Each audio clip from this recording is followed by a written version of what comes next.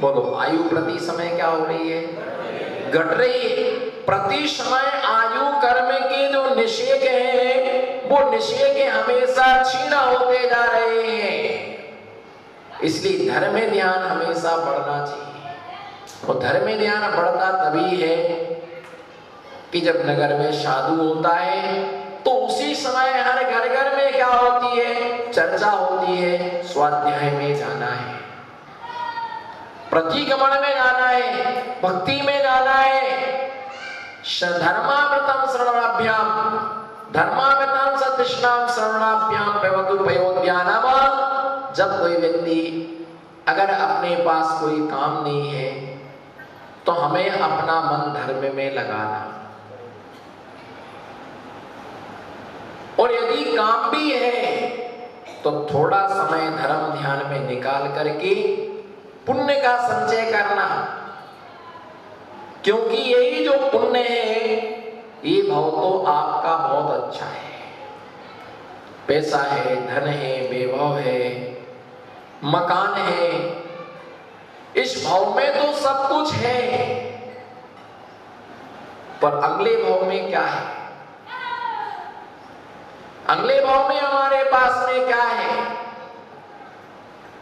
और निश्चित ही मान करके चलना कि पैसा है तो तुम्हारा सब कोई है, और पैसा नहीं है तो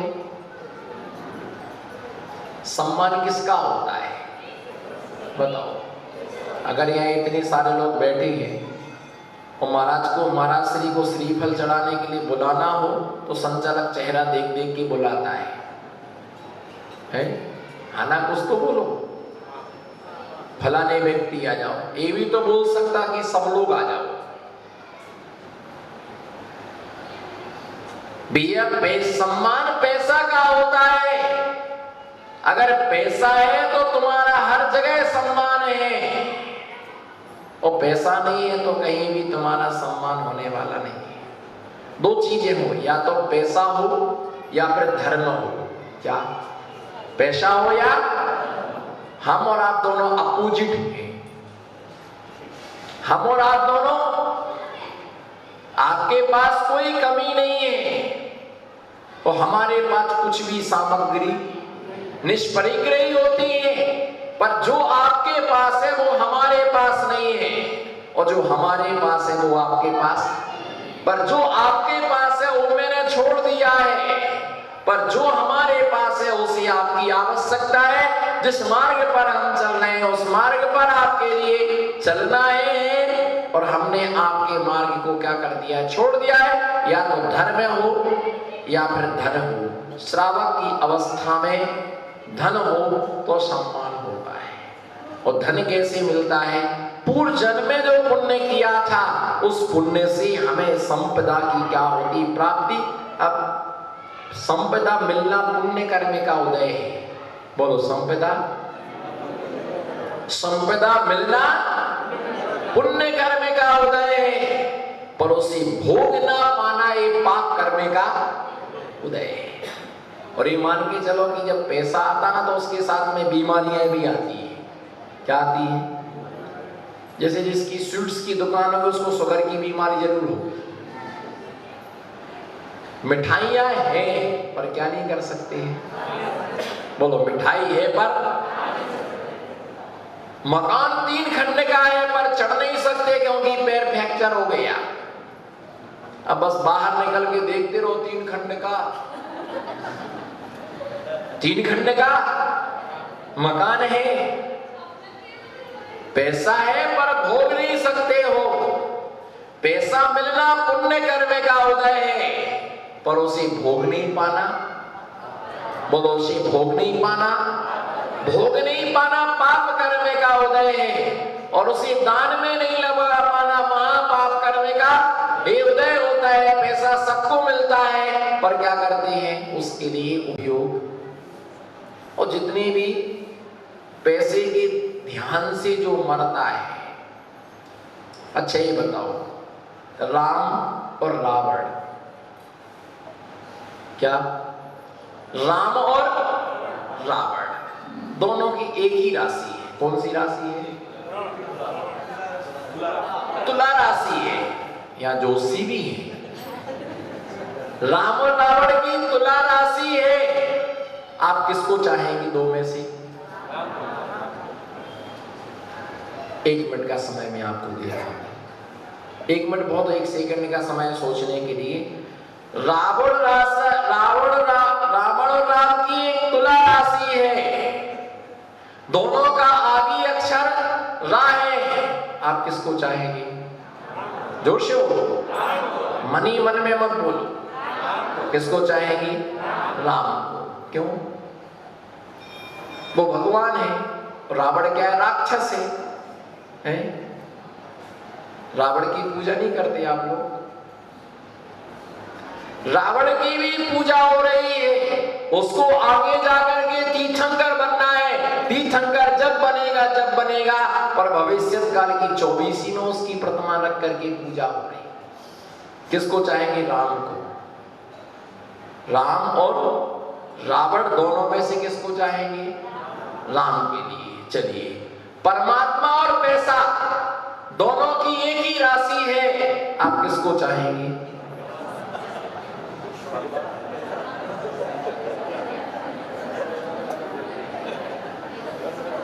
क्या मालूम क्या हो गया? लोग कुर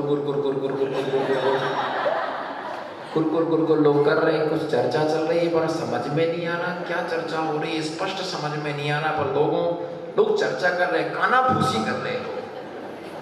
राम और रावण दोनों की एक राशि है। मैंने राम को चॉइस किया है, मेरी पसंद बहुत ऊंची है, मेरी पसंद बहुत ऊंची है। और दूसरा दिया है परमात्मा और पैसा, दोनों में से किसको चाहो? सोच करके बोलना। अगला सेंटेंस बहुत खतरनाक है। सबके जेब, गुल्लक, बैंक सब खाली हो जाएंगे 2 मिनट के अंदर। सोच करके बोलना। मुनियों का बोलना ऐसे होता है, नान्यथा मुनि भाषा, मुनियों के वचन कभी अन्यथा नहीं होते हैं। राम और रावण में से अशोक जी आपको बांसवाड़ा जाना है, बोलो भैया नमो सिद्धार्थ। ये ध्यान रख करके चलना कि राम को चॉइस किया और परमात्मा और पैसा में से किसको स्वीकार करोगे? बोलो लोहारिया की भटकती आत्माओं, बोलो रानी चिल्लाओ, किसके लिए स्वीकार करोगे? हाँ बोलो ना, दोनों को, पैसा को भी स्वीकार करेंगे और परमात्मा को स्वीकार करेंगे। कोई बात नहीं, परमात्मा और पैसे को स्वीकार किया, मैं आपकी बात पर सहमत हूं, पर झुकाव अधिकतर कहां रहेगा? मैं तो नहीं बोलूं, मैं तो बुलवाऊं। झुकाव कहां रहेगा? मैं जो कहूंगा, बोलो हाथ जोड़ो, 2 मिनट मेरी महफिल में आओ, बोलो मेरी महफिल में आओ, बोलो हाथ उठाओ, मेरी, बिल्कुल अच्छे से हाथ उठाओ, मेरी महफिल में आओ। अगर मंदिर में गुल्लक में पैसा डालना है, 5-5 के 5 नोट हैं तुम्हारे पास में, 2-2 के 5 नोट हैं, 10-10 के 5 नोट हैं आपके पास में, 10 का है, 5 का है और 2 का है, कौन सा डालेंगे गुल्लक में? मुझे मालूम है, मैं बिल्कुल अपने केंद्र बिंदु पर आ रहा हूं। वहां भागने की कोशिश मत करना, घड़ी देखना मत, घड़ी देखोगे शुभ घड़ी निकल जाएगी। ध्यान रख करके चलना, 10 का, 5 का और 2 का, कौन सा डालेंगे? हाँ बहन जी ने सच बोला, कम से कम एक चेला ने सच तो बोला कम से कम, ऐसा नहीं है सच बोलने वाले भी है। उसने कहा कि हम किसका डालेंगे? ठीक है कोई बात नहीं, 2 का नोट डालेंगे। अब 2 के नोट कितने हैं? 5। कितने? अब देखिए कितना आदमी का गिरावट आ रही, 5 नोट है 2-2 के। अब उसमें से 5 नोट में से 3 नोट एकदम खड़खड़े हैं, बिल्कुल एकदम टकाटक, चकाचक, झमाझम, धमाधम, बिल्कुल क्लीन, फ्रेश, बिल्कुल। वो तो बाजू में अब 2 नोट जो है ना, एक ज्यादा लूज है और एक थोड़ा कम लूज है। एक में तेल लगा हुआ है, बिल्कुल लुजुर पुजुर, बिल्कुल लुजुर पुजुर। कि अगर उसको डालें तो उसके कौन सा डालेंगे? सच बोलो कौन सा डालेंगे? जो ना बोले उसे पड़ोसी की कसम, जो ना बोले उसे उसके पड़ोसी कौन सा डालेंगे, जो एकदम बिल्कुल जिस नोट का बिल्कुल समाधि मरण चल रहा है, क्या चल रहा है, मुस्कुराओ ना, कोई पैसा थोड़ी लगती है हंसने के, जिसका बिल्कुल अंतिम संलेखना पर चल रहा है, ऐसे सोचो कि ये बोलो, ये ऐसा करो ना, ये जाने वाला है, इसके प्राण बिल्कुल वो खुद ही लटक गए, जिसके प्राण लटके हुए हैं, जो कोई नहीं लेगा, और फिर क्या करेंगे, उस नोट को डालेंगे तो बेचारा वो भी जाता नहीं है अंदर, वो बिल्कुल एक क्षण ही कर रहा जाने की, वो कितना उसको किया तो यूं मुड़ जाएगा, यूं मुड़ जाएगा, यूं मुड़ जाएगा, अब उसको क्या आधा चला गया तो चम्मच लाएंगे, फिर तो चम्मच लाएंगे और खड़खड़ाएंगे तो सारे लोग देखें कि भैया कितना दान कर रहा, कब से 8 घंटे से वो पैसे डाल रहा है उसमें, करम के कल्ला चिंता मत करो, तुम 8 घंटे से खड़खड़ा रहे हो, इतने में हमारी पौन घंटा की सामायिक पूरी हो गई, पर तुम्हारा नोट पूरा अंदर नहीं गया, वो कह रहा मेरे को नहीं जाना है और कहीं लेके जाओ, मुझे नहीं जाना है, उसको अंदर डाला उसने, अब बताइए अब आपको क्या फल मिलेगा। परमात्मा और पैसा को आपने चाहा, किसके लिए, परमात्मा और पैसे के लिए तुमने चाहा, अधिक झुकाव तुम्हारा कहां रहा, सच स्वीकार कर लो 1 मिनट के लिए, सिर्फ 1 मिनट के लिए, अधिक झुकाव कहां रहा, पैसे के लिए झुकाव रहा, पर पैसे से परमात्मा नहीं आता है, बोलो पैसे से परमात्मा नहीं आता है, पर परमात्मा की कृपा से पैसा मिलता है, क्या, परमात्मा की कृपा से, परमात्मा किसी को पैसा नहीं देता है, पर जो भक्ति करता है, आराधना करता है, गुरुओं की सेवा करता है, उसके जीवन में कभी पैसे की कोई कमी नहीं रहती है, परमात्मा से पैसा मिलता, आदमी का झुकाव अधिकतर उसी तरफ रहता है, अगर पुण्य नहीं होगा तो तुम्हारा पैसा क्या करेगा, मैंने आपको बताया पैसा है ये पुण्य कर्म का उदय है, पर उसे भोगना पाना ये, बोलो ये पाप करने का, कितनी हाथ से खाते हो आप, वो तो कहेंगे हम तो उससे तो खाया ही नहीं जाता है, कितनी हाथ से खाते हो, 1 हाथ से, क्यों 2 से खाओ ना, दुखी हो जाओगे, परोसने वाली परोसती 1 हाथ से है, तो खाने वाला कैसा परोसते इनको, ऐसे ही लो रख दिया, और महाराज को